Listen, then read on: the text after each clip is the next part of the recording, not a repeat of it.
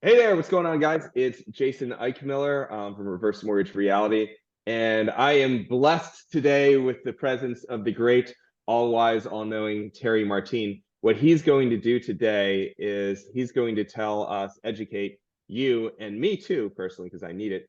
He's going to educate us all about the wonderful world of Medicare. It's confusing. You've got Medicare Advantage, you have Medicare supplements, you've got all sorts of different A, B, C, G, N, whatever. I don't know. But I also know that it's really important when you're looking at turning 65.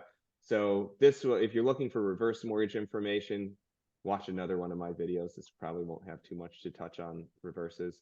But again, I get this question all of the time, and I'm not anywhere near a Medicare expert. So I brought Terry in, who is, and who does thousands of policies, who's going to share his wisdom with us. So Terry, thanks for stopping in and helping us out here. Yeah, I appreciate the time. So it's probably one of the top 10 things that I talk about with clients too. As we go through financial planning, as you're getting ready to retire, the top question is the Medicare question. The other question is, am I going to have enough money, right? There's never too much money. But Medicare, it's pretty simple. When you turn 65, as long as you qualify for Medicare, there really is just one main question and then one follow-up question. The one main question is, can you afford to pay for a Medigap or traditional Medicare policy when you retire? And if not, then the Advantage plan. So that's really what it comes down to for 9 out of 10 people, is the affordability of it.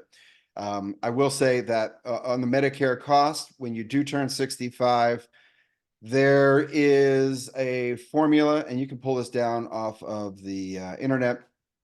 But if you're single and you earn less, and I have it over here, but you can pull down the sheet. If you make over or under 103,000, you'll pay $175 this year. And by the way, this goes up with the cost of inflation. It's never going to be cut. So just to get Medicare, Part A is free. Part B is the part you pay for.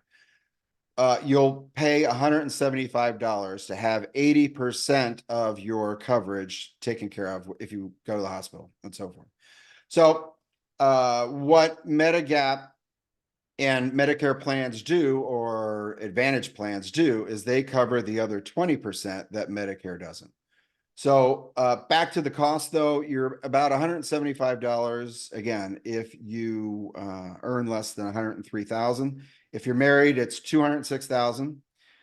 But what it does is, what a lot of folks don't know, is that it does go up. So if you earn more than $100,000, again, we'll just use single for an example. It goes up to 240, 340. It can go up to $600 a month. So if you're a high earner and you retire, one of the things that a lot of these Medicare reps don't know is that there's a waiver. And the waiver basically says, hey, look, there's a 2-year look back on how much money you made before you retire. But 2 years ago, you're probably working or making more money, obviously. So when you do go to retire, there's a waiver. It says, hey, look, I'm not going to be working anymore. I am going to be retired, and my income will substantially drop. You file that form, you send it in to Medicare, and I've never had one denied, right? I mean, in theory, it could be denied, but if you are working and you substantially take a decrease in the amount that you're living on, you can file that form and get that waived. I just had a client yesterday call me. I told her about it. She's like, well, my Medicare guy doesn't know about it. I go, well, okay, there's a reason. I mean, there's a reason Why don't why they you know should. about it? Well, Seems there's a like, reason why you should talk to other people. But nonetheless, yeah. you figure a Medicare person that only does Medicare should know about it. Anyhow, you just You fill would out the think. form, and she asked me if I could help her. So, I'll help her with that. So on the coverage aspect of it, though, you have two different types. You have the Medicare Supplement, which is traditional Medicare, that pays the 20% again, and Medicare Advantage plans. The Medicare Supplement, now we're here in South Florida, and it's one of the most expensive areas to get supplement plans. And the reason being is that these are priced because there are so many people down here using Medicare, right? I mean, we're in South Florida, so the percentage of people over 65 is pretty high.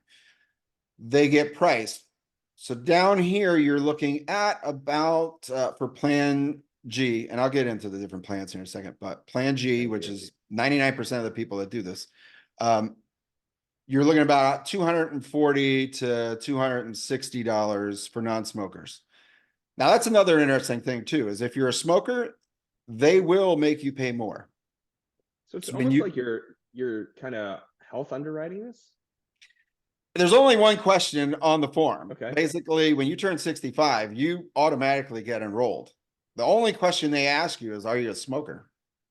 So you can be 600 pounds, having multiple heart attacks while slugging down cheeseburgers, doing a keg stand, although who's going to hold you up because you need like a crane. And you're going to get the same policy as a 65-year-old marathon runner. And if the marathon runner happens to have smoked previously, then he's worse off than the cheeseburger eating multi-diabetic amputee. Yeah, it's about 10-15% more on your premiums. But yeah, that's the only Not question terrible. they want to know Okay. is, are you a smoker? And that's the government's plan. I don't, for whatever reason. But yeah, and the way it works is that on the first of the month when you turn 65, that's the day you officially qualify.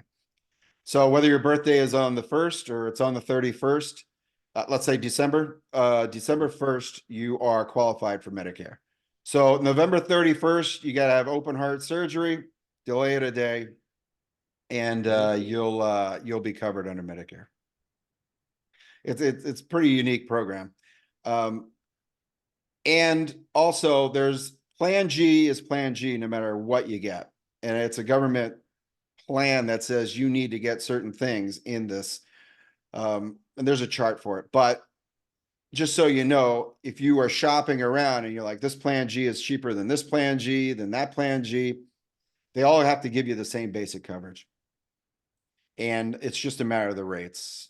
Down here, United Healthcare, which is AARP, they've got sort of a selling agreement. It's a little bit cheaper today. Again, it's changed every year. They go through and do rate changes.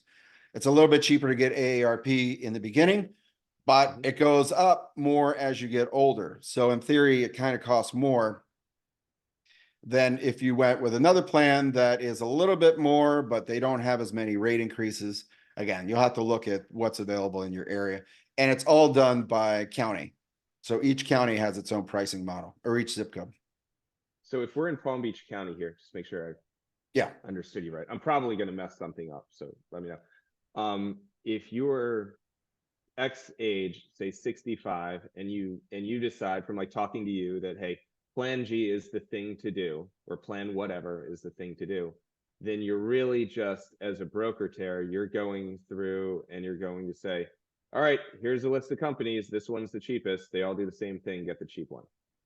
Is that right? Or is there anything more? Yeah, so you have to look at the credit worthiness of it too. And there's a couple of caveats here that I talk about when you go over to the Advantage plans. But if you're looking at, essentially, you don't want to have to go back out and go through underwriting to get another plan.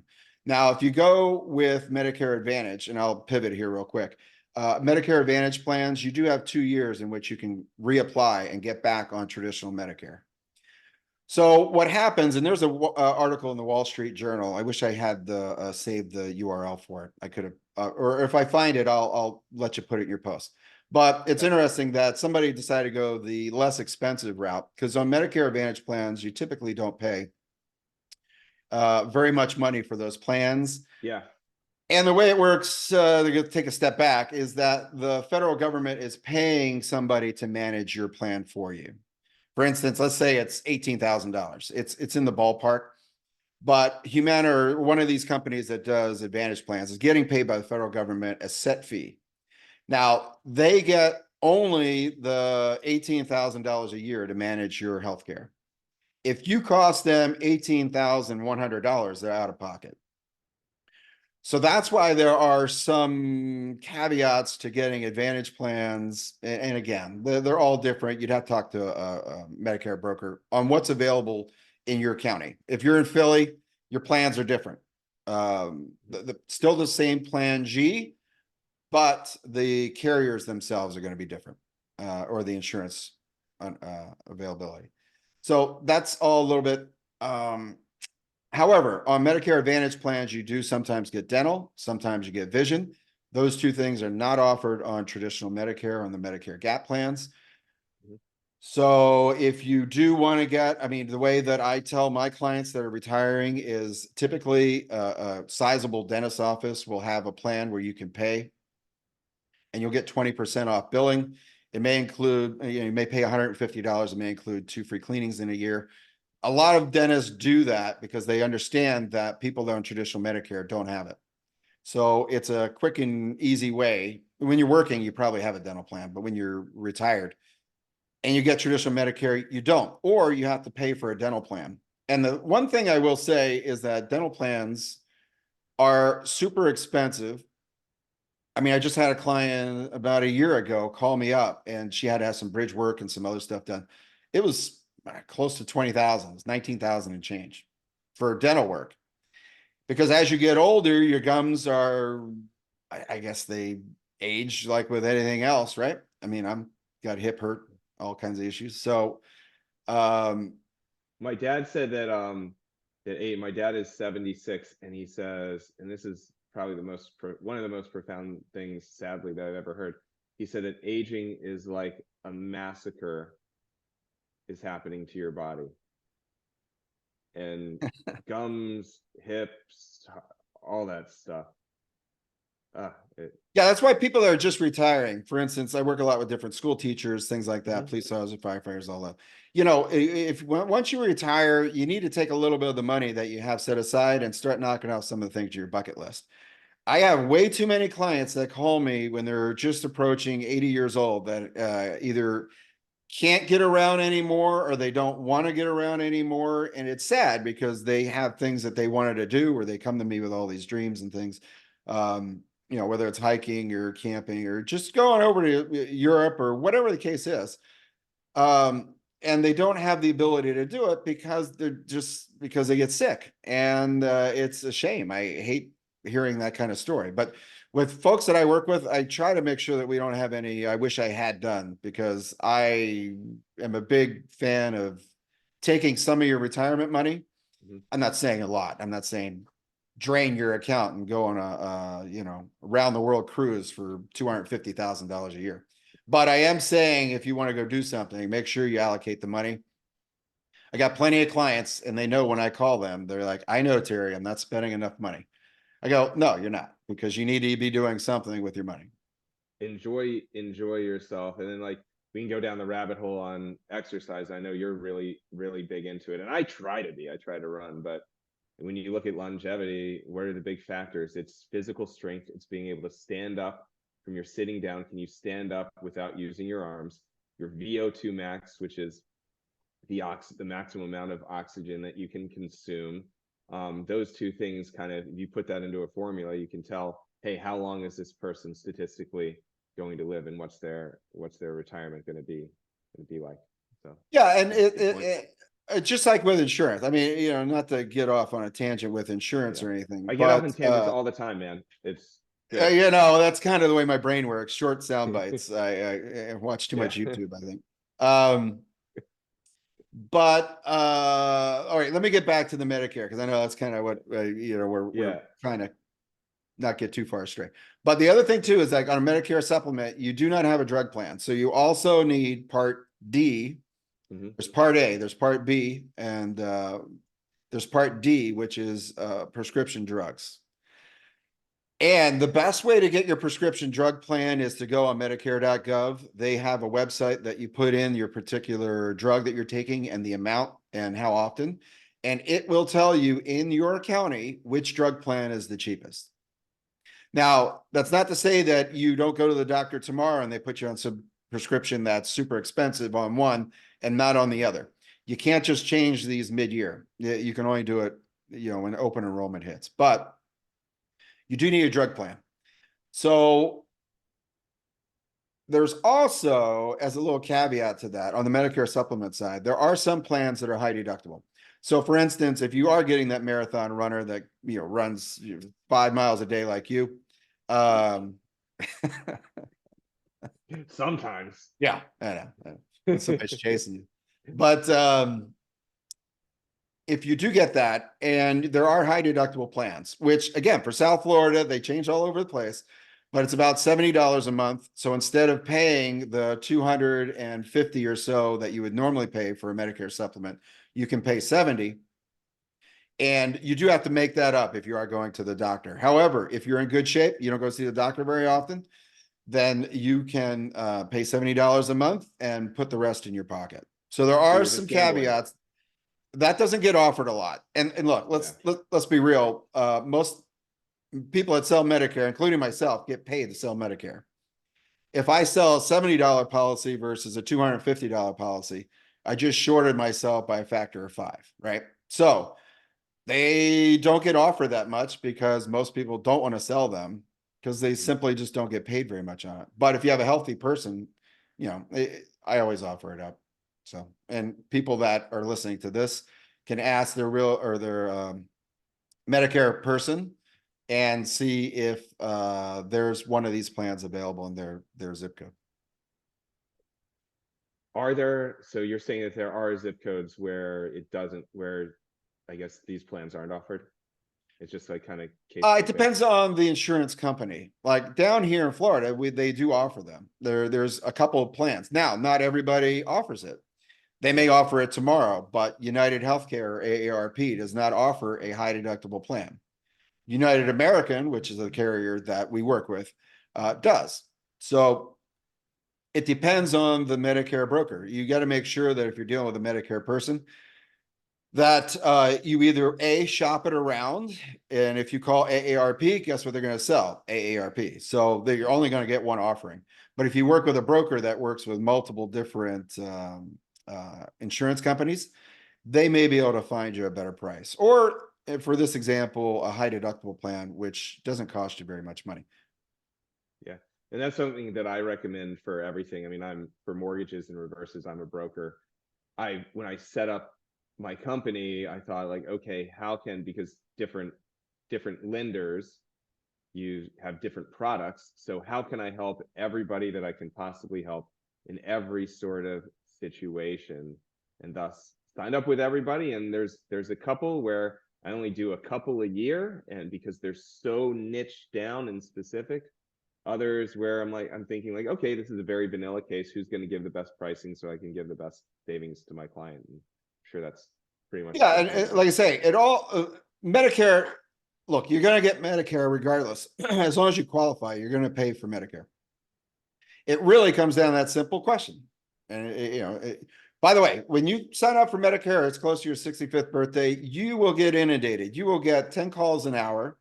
You're going to get probably a whole tree's worth of paper sent to you. You're going to get inundated. They fight tooth and nail. Comes down to one question. Can you afford the $250 a month when you retire? Because if you can, you really want to gravitate towards the plan G. And if it's going to be tight on your budget, then you want to sort of go with the Advantage plans. And again, Advantage plans, there's nothing bad about the Advantage plans. There is a couple caveats to that. Again, they are managing your healthcare. You may have a copay. Some of them even take care of the $170. They'll reimburse you the $170, depending. But you have to stay in network. A lot of these plans, you're really locked into the network. So let's say you get cancer and you want to go to Sloan Kettering. Sloan Kettering may not be in the Advantage plan. This is what the article on the Wall Street Journal is about. Somebody had cancer. They didn't like or didn't want to go to the doctors that were in the network. They want to go outside network. You can go outside network, but you're going to pay a hefty fee. And I think he had to pay 20 or 30% as an out of network provider. So yeah, can you do it? And he said he could have afforded the money in the article, but just decided to go the cheap route. So it's not get what you pay for, but you have to be careful with it. Gotcha. So about más o menos, depending on a whole bunch of stuff, but about $3,000 ish per year is the difference between a G and an Advantage. 2,500, 3,000. Yeah. So if you get an Advantage plan that's also going to cover the $170, you're looking at 170 plus 250 plus a drug plan. Now down here this year, a drug plan is 0. there is a drug plan at zero. However, most drug plans, if you're taking any sort of medication, it's going to cost you about $25, $30 a month. So you got your $30 a month plus the 170 that the feds are going to charge you. Not to go on a tangent here, but you also, that money comes out of your Social Security check. Yes. And I'll talk about that here in a second. So your Social Security check is going to be minus $175 a month, assuming you've signed up for Social Security at 65. And then you also have to pay for the Plan G, which is going to be about 250. So all in all, you're looking at about close to $500 a month for Medicare. Now, it is the best insurance program there ever was. If you are on Medicare, it is hands down some of the best insurance you're ever going to get. For $500, don't they? Isn't that what Plan G is? The Cadillac, or probably. Yeah, it's pretty Rolls much Royce Cadillac. or whatever you want to call it. Plan F was available up to a couple of years ago, which was the Cadillac. Plan G, it's very, very similar, except they make you pay a $250 or $240 copay at the beginning of the year. But yeah, it's the Cadillac. But for $500 a month, you're completely covered for anybody who's going to take Medicare. So whether you're living here in South Florida, you go skiing up in Utah, break a leg, boom, not an issue. You can go to any provider that takes Medicare. You get sick, you're up. Well, I was going to say Canada, but anytime you are traveling, you need to get the insurance, the healthcare insurance or travel insurance, if you have Medicare. It will not cover you when you go overseas and get hurt or get sick.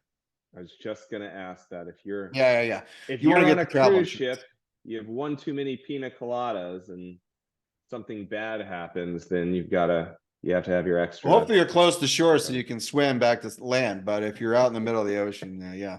Yeah, your shark meat anyway. Yeah, I mean, it only takes about 10 miles for the boat to turn around and come back and try to find you. So yeah, that's it. Just backstroke for a while. So, yeah, nobody ever seems to get found if you fall off the ship. No, not so much. So really, it seems like if you make enough money to comfortably be able to afford, generalizing, if you make enough money to comfortably afford G, then you should do it. If not, do an Advantage plan. Yeah. Is that what it boils down to? Like I said, the one question. I always lead in with the one question. Say, okay, how much money are you going to have to live on when I'm retired? If $500 a month, by the way, that's per person. So it's $1,000 a month if you're married. Yeah. Oh, okay. Yeah. Now, let me clarify two things. One is if you are, let's say your full retirement age is when you're looking at Social Security, which I have a Social Security slide up here. So let's say that 67. By the way, I can't see any slides. Yeah. No, I'm looking over here, so I make sure I Good don't. stuff. Some people critique these, so I gotta make sure that I'm on my game here. You're always on game. That's why I use slides.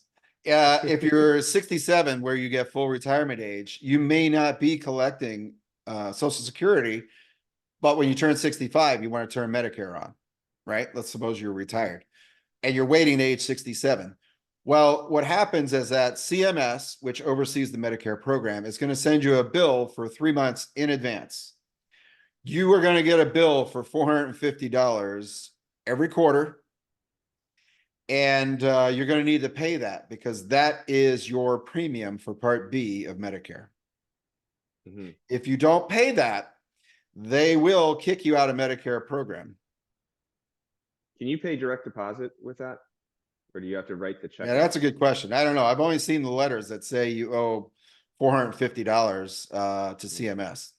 Write out the check. Yeah, you got to write out the check. That's a good question. But once you start Social Security, it automatically comes out of your Social Security. So you don't have to worry about it once you start Social Security. That's true. Yeah, okay. That makes sense. Prior to that, though, you do have to write the check. So if you're going to push Social Security to 70, we'll do another video on when you should take Social Security. I think that's a very valuable but a completely different rabbit hole we can go down on. But that's one of the top 10s as well. Yeah, absolutely. Yeah. But let's say you push Social Security to age 70 for whatever reason, because you say it's smart. You're writing that check until 70. And then once you turn 70, as soon as Social Security turns on, then it comes out of the social, right? For 5 years. Yeah. 5 years, Okay. you're going to be writing the check to CMS. Got it. Got it. Got it. Yeah. And so Yeah. the one other thing, remember, there is a waiver. That's super important because nobody really Yes. knows about that. There's a waiver to get your monthly down to $175. And people ask me, say, well, what do you do if you don't have any money to put in the $175? Well, if you're getting Social Security, it's automatically going to come out. So you're just going to have reduction in Social Security. And the other thing too is if you don't sign up for Medicare, for instance, I got some folks, they, for whatever reason, are not working, but they don't sign up for Medicare when they turn 65. Medicare will penalize you for not taking Medicare on your 65th birthday. Really? And, yeah, it's roughly 10% per year that you delay. Wow. So So when should you, or when do you 3 months need to sign prior up? to your 65th birthday, I always tell my folks to go ahead and enroll. That's when you can enroll. It doesn't become active until day one of the month you turn 65, but you can enroll 3 months prior. Gotcha. Is this is it like October, November? Is there like a certain date? Like if we have 64-year-olds who are thinking about this, is there a date that they need to get their stuff Yeah, together? 3 months prior. I mean, they could, I Okay. mean, if they want to talk to me or whatever, or they talk to somebody that does Medicare. If they're down here, they can talk to me. I'm only licensed in Florida, so I can't go outside of Okay. here. But the information is still the same from this video, whether or not you live in California or Philly or wherever. So Okay. Cool. Cool. Um, then should they shop? Should they shop every single year? Like, do you want to, is it kind of like homeowners insurance where you just want to well, make sure you're getting the best rate? here's the interesting thing. So, for instance, the one thing about that article, and again, I'm going to get it for you, but so the guy wanted to go back on Medicare, but he had been on an Advantage plan for 3 years. Because he had cancer, he was denied. You cannot get Ooh. back on Medicare without going through underwriting. So your initial time, there's no medical underwriting besides the are you a smoker or not. But then once you're on something, then you can't play switcheroo without getting the nurse and the needle. No, you can always go from traditional Medicare or the Medigap plan to an Advantage plan. Okay. No issue with that. They'll take you. Pretty much. There are some caveats to that. Yeah. There's always a caveat to something. Of But course. if you want to go from an Advantage plan back up to traditional Medicare, you do have to go through underwriting, and they will look at it to make sure you're healthy. Got it. Got it. Okay. That's kind of big to know. Yeah, Right there. again, there are cheaper versions of Yeah. traditional Medicare. For instance, if somebody is really does not want to get off of Medicare, they've got a lot of health issues, but they can't really afford it, they could do Plan N. Plan N is generally about 20 to 30% cheaper. It doesn't give you all the bells and whistles, but you're still on traditional Medicare, and anybody that takes Medicare, you can do it. Now, can you switch from, let's say that we have our friend is a 65-year-old donut eating 600-pound diabetic diabeticologist. So technical term, by the way. Yeah, a lot of If insulin. he gets the sugar. So, by the way, no insults. This is interesting and fun. I have bad jokes. That's because you run 5 So, miles, so you're not 300 pounds. not yet. I don't know. And that's what happens if I stop running 5 miles. Maybe that's why I do it. So if he starts off on, I guess number one, part A is an assumption that if you are in that sort of condition, then you probably want, it's more important for you to spring for some sort of a supplement policy instead of the Yes. Advantage. Okay. And part B of this question is, let's say that they're on part N or part G or part whatever. Yeah, And they want plan, they want to switch to a different one, whether they're upgrading or downgrading. Then are you medically underwritten? Yeah. Yep. Okay. Yeah. The old adage, you got to stick with the horse you rode in on, is pretty Okay. much true in Medicare. So again, you've got that 2-year window where you can kind of bounce around and do some things, but once you're locked in, that's another reason why to look at some of the companies to see if they've had a lot of rate increases over the past 10 years.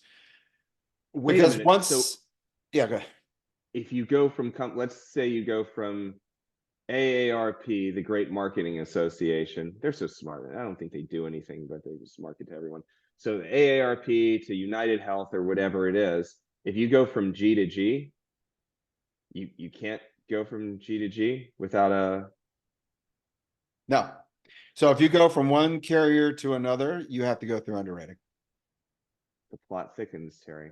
Yeah. You're pretty much locked in. I mean, it's like a marriage. You can get a divorce, but it's hard to get. It's going to cost you.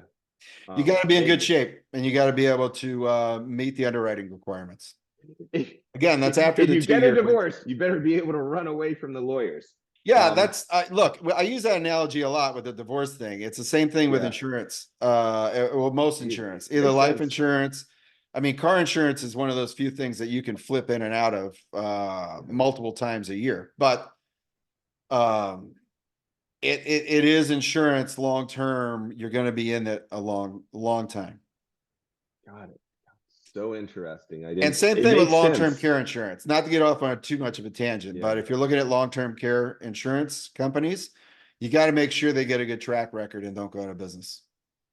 Yeah, There's plenty of them that have gone out of business that just it doesn't end well. You pay all that money and you don't get much back. wow. Yeah, there's been definitely not an expert at this at all. I know more about Medicare than long-term care insurance. Shoot, we do these reverses to kind of use your house as like a self-funded long-term care plan. Know plenty about that. But yeah, the long-term care insurance world has changed quite a bit, hasn't it? Yeah, we for long-term care insurance, we don't do the one where you just pay and you don't get anything if you don't use the benefit, like car insurance. Mhm. Those we in our office call them traditional plans. We don't do those. We do the more up-to-date ones where if you use the benefit, whatever you don't use gets passed on to your kids or your beneficiaries. So that's the Got it. kind of plans that we do. Hmm. And it I makes got you. sense. Why spend all that money like car insurance and never get anything in return? It's like a Why term not life take the policy. money, use it for you, but in the event you don't need it or don't use it or you die suddenly, why not give it to your beneficiaries as a tax-free benefit? True, man. True. That makes sense. All right, so now we know we've got some wisdom, or maybe you guys have some wisdom. I'm still slightly confused about all of this stuff. It's very complex, but I think that's why somebody needs to talk to you. Can you sign up for this on, like, would you I mean, this is such a loaded question. Should they talk to you or should they just do it online? Yeah, Why I would they mean, talk look, to you? again, if you're in Yeah. Florida, you can talk to me because I am licensed Yeah. here. And technically, if you call me and you're in Pennsylvania or California or something, I can't assist you. I'm not licensed in those states. Well, that's not true. I am licensed in some states, but yeah, you need to talk to. It would be best if you talk to a broker because a broker is going to work with several different life insurance companies, and they're not going to pigeonhole you into one particular company and say, "Oh, this company's the best." If you've got 3 or 4, they're all good. They're all, as long as you get a good credit rating, that's perfect. But you want to make sure, again, the one thing is because it's such a long-term policy, you're going to be involved with it so long. You want to make sure that it's not super expensive down the road. A lot of them are front end loaded where it's just dirt cheap. You get in, they petition the state to raise policy premiums, and then they jack it way up. And then you can't really get out of it. I mean, you can if you fight for it, but you just have to do some homework. Oh, actually, question I just thought of Yeah. along that point. They don't, and I'm pretty sure I know the answer, but just want to be sure. They can't jack up rates as you get older, right? I mean, they can jack up rates because they want to jack up rates, but they can't say, okay, now that you're 80, you're paying $350 more. Good question. 79. They jack up rates automatically. So If you look at age-wise, the rate chart, depending on how old you are, they automatically are going to raise the really? rate as you get older. So That do you does get, not include, that's just if today I could show you the rates for whatever age bracket you're in, but it definitely goes up in age brackets. What I was talking about doesn't even pertain to that. You are going to pay more as you get older. That's just a given. What I'm talking about is that they can petition the state and say, hey, look, we undercharged for our policy. By the way, this happens all the time. yeah, You get a new insurance company that wants to enter the market. They lowball everybody by 20%. Boom, everybody starts signing up with them. And then 3 years later, they're like, oh, we made a mistake. We got to jack the rates up. And then they petition the state and then up your rate. This is what happened with a lot of the long-term care policies. That's why a lot of them have blown up. Got it. Got In it. addition So, to Medicare, Medicare is just going to keep charging more and more. But yeah, just to take it in the long-term care avenue, a lot of them underpriced them, and they are constantly looking for 20 or 30. Now, the state does not allow them to do this, but they're mhm, constantly looking for huge rate increases. sure. That makes sense. So is there a way, like, if you think about somebody as the price goes up and they're on fixed income, again, like I'm super cognizant of fixed income doing the reverses that I do. Um, is there a point where an 85-year-old can't afford his G plan anymore? Or will his lack of income or resources kind of cap the rate based on some sort of formula? It could, but that's why you have to go through a financial advisor. I mean, this is what I have to deal Yeah. with clients, because we've got to figure out. See, the interesting thing is that you can't just predict on what you're going to be taking out today. You have to predict what you're going to be taking out tomorrow, 10 years from now, plus the Mhm. cost of inflation. If you just say, okay, we're going to get you 5% of whatever you retire. Let's say you have $100,000, we're going to take $5,000 a year. $5,000 a year is not $5,000 a year 20 years from now. No. $5,000 today is roughly $2,500 20 years from now. So if you're working with an advisor and they're not aware of that or are factoring that in on their calculations, you're going to get burned down the road. And that can happen. Got it. Got it. That's huge. And then we haven't even touched on, but I guess we're going to touch on, what is it for older folks? The leading cause of personal bankruptcies is, or close to leading cause, is medical issues. Is that right? Well, and see, this is a good thing about Medicare and Part G, right? So or Plan G, if you're Mhm. on that, then almost 100% of what you're going to do, if you go to the hospital, you get cancer, is going to be covered. Now, the drugs are not, and there are some donut holes. There's all sorts of weird things with the drug plans. But by and large, you're going to be paying your $500 a month. You may or may not ever see any other bills because between your Medigap insurance and Medicare, you're going to be almost 100% covered. What gets you is what gets a lot of folks. Two things. One is unforeseen expenses that we didn't plan on. For instance, down here, a lot of homeowners insurance and also HOA fees have tripled. So if I Yeah. plan on I sit down with a client, there's budget's tight, but we have some wiggle room, and their HOA goes from $250 to now $1,200. Now they got to come up with an extra $1,000 a month. I do have clients that are living in South Florida that are moving out of here because of this. I have a client, he's doing a reverse for purchase. He's using a reverse mortgage to buy a house. Basically, you put like 60 something percent down and the reverse carries the rest, no payments. He's in somewhere around Ocala. Just took a look at his first year insurance premium. Now, our insurance premiums in South Florida and Palm Beach County are just through the roof. His is $1,465 a year.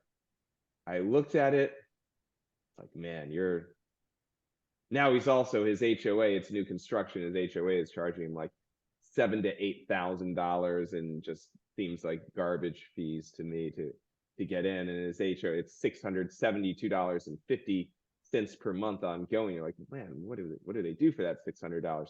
So maybe it all evens out, but it's also an HOA thing. The whole point is that homeowners insurance, and just like you say, in different areas of Florida is, I've got two closing on the West Coast soon, and it's the same thing. Insurance is relatively inexpensive compared to what you Yeah, get I mean, over here. again, in the journal, they had an article about a guy who bought a house up in Stewart, which is South Mhm. Florida, out towards the beach, Yeah, out on the island. I forget the name of the island out there, but Hutchinson Island. it wasn't on Hutchinson. It's the island south of Hutchinson. I Yeah, forget, right. but He bought it, and again, this is an expense. I mean, look, this guy had money, right? He bought the house for Yeah. $2.5 million. His insurance at the time he bought it was, around 15,000. Okay, you're buying a $2.5 million house. That Yeah. sounds It's reasonable, kind of right? okay. Yeah. Last year it went up to, I believe it was $140,000 a year. Wow. You got to move. He had to move, What, had to was sell a it house. flood? Was I it don't just know. this? I'm just telling you. I read the article. I'm like, this is the beginning of why people who have moved down here and on fixed incomes are having issues now. It's the major thing that I'm having to deal with for folks that are on a fixed income, because I didn't foresee this, and it's hard to foresee weird things like this, but No, no they're way. moving out of here. I mean, in Charlotte, for I had rental properties up there. So for a 3 bedroom, say 2,200 square foot, I was paying about $400 a year for homeowners. It's like less than renter's insurance. Yeah, I mean, down Yeah. here, you'd be hard pressed to pay $400 a month for Yeah. homeowners, especially if you're out by the beach. You'd be really hard pressed to get anything under um, $8,000 to $10,000 a month. I mean, a year. Yeah. Maybe a month for your guy and the guy in Stewart. Yeah. Yeah, he said he had to sell. Ten Couldn't thousand a take month. it. And he didn't have the cash to pay it off. So a lot of folks that are say have cash on the side, they are paying their homes off just so that they can have fire. They don't have windstorm, Yep. which we're not gonna get a property and casualty, but um they are it's tough. Yeah. It's a crazy world here in South Florida. But if you're in Central or Northeast, you might be doing okay. You can show us your homeowners As insurance long as it's not close to the information. beach. Yeah. I mean, Yeah. if you're close to the beach, you're paying a lot. Yeah. You're getting hosed. All right, cool. So back to Medicare, the wonderful world of Medicare. I hope this helps. Do you have any last? Oh, I'm gonna want give everybody your contact information, like how to get in touch with you, Tara. But then, like, I guess before that, any last? What I picked up from this is you have to, if you make a decent amount of money, maybe even if you don't, you have to get a waiver. You can help with that. Yeah. What else? We've got to use a broker because you can shop them and you can help folks figure out who's had the rate increases and who hasn't. What else, like big picture stuff, am I missing? That's about it. It is something that is a very important decision when you go to retire. It's probably one of the top three. What plan or what Medicare plan are you going to get? So you have to take some time and put it in perspective to your budget. But again, it all comes down to one question: can you afford it? That is going to Yeah. solve 99% of which road you go down. And then if you do decide to go on the traditional Medicare plans, talk to a broker because they're going to be able to shop it out for you. And again, if they're just showing you one, then maybe you want them to show you two or three Yeah. and show you the rates for what it would be as you get older. Because there's a rate sheet. It's going to say, okay, 65-year-olds are X, 66 to 70-year-olds are Y. Women pay different rates than men, and then smokers are going to pay a 20% premium. Gotcha. That's not honestly 20% for a smoker with the chronic difficulties they experience later in life. Look, I if you're think that's 65 and you're a smoker, you've kind of are right about beating the odds for smokers. And my only advice, since I got your just had kids. look, here's the thing. My mom died of lung cancer. My mother-in-law died of lung cancer. All their friends that smoked are no longer with us. And I just got a call from somebody last week's wife. He was a smoker and he's in hospice right now. So yeah, Stop 65-year-old. smoking and get the G. 65-year-old. Yeah, you gotta move around as best you can every day. And definitely don't smoke. Yeah. One more lesson that you've taught us here, common sense, I think, is if you're not, this obviously depends on how old you are when you're watching this, but if you're at 60 or 55, I had somebody call me yesterday who was 50. Talk to a financial advisor. If you're in Florida, reach out to Tara because I would assume that you can kind of help them plan. You know what's going in, you know what's coming out. You can kind of help them Yeah, it's important strategize. because you're coming down the home stretch. And one final thing that Yeah. I'll leave you with is you need to save $300,000 to equal $1,000 in retirement. So in other words, if you want $2,000 a month out of your investments when you retire or need 2,000, you have to save $600,000. It's no easy task. A lot. That's a lot of savings. That's 4%. And yeah, it's So 4%. So yeah. you take $300,000 at 4% is 12,000 divided by 12 months is $1,000. Yeah. That doesn't include tax or any other miscellaneous stuff you got to pay. But it is really tough to save $300,000 when you're coming down the home stretch. Yeah. And the numbers show that most people don't start saving till in their mid to late 40s. It makes sense. Well, So you know, your young kids and my young kids, like they're expensive. They take up your time, they take up your money, I mean, they're blessings. Our kids are awesome. your kids Absolutely are, awesome. not mine. No, I'm just Obviously, kidding. your kids rule. But yeah, they kind of scatter us all over the place, and kids' sports aren't cheap anymore. And school, like if you go, I mean, you're either paying school taxes or you're paying school taxes and private school. So there's a lot on our plates. So having some sort of structure, maybe There's a we'll couple different take you ways. guys We'll do through another it. video if you want, but Yeah. there's a couple different ways you can fund college. So you can fund college, you can do 529s, you can also do Yeah. life insurance. And Yeah. depending on where you are, how much money you have, a combination of the three. But the life insurance thing actually is kind of a unique twist on that because they can get the money out tax-free to pay for college. So if you want, we can do a video on that one too. Yeah, that'd be cool. So we're gonna do a video on Social Security. We can do it on life insurance. I think there's a lot of.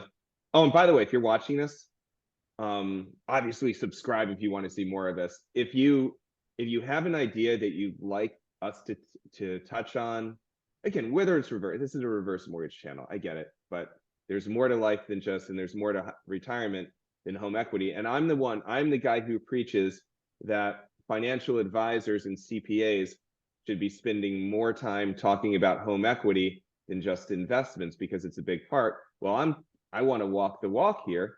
There's more to retirement than just home equity. Obviously, you have your investments, you have insurance, you have all this other stuff, and it all has to fit cohesively together. So that was my soapbox, if you will. But Yeah, you got to build a yeah, castle and then you got to dig a moat yeah, around it. And then you got to protect your nest egg when it comes down to retirement. And I will say yeah. the one thing that derails 9 out of 10 people is giving too much money to their kids. And I'll just leave it at that.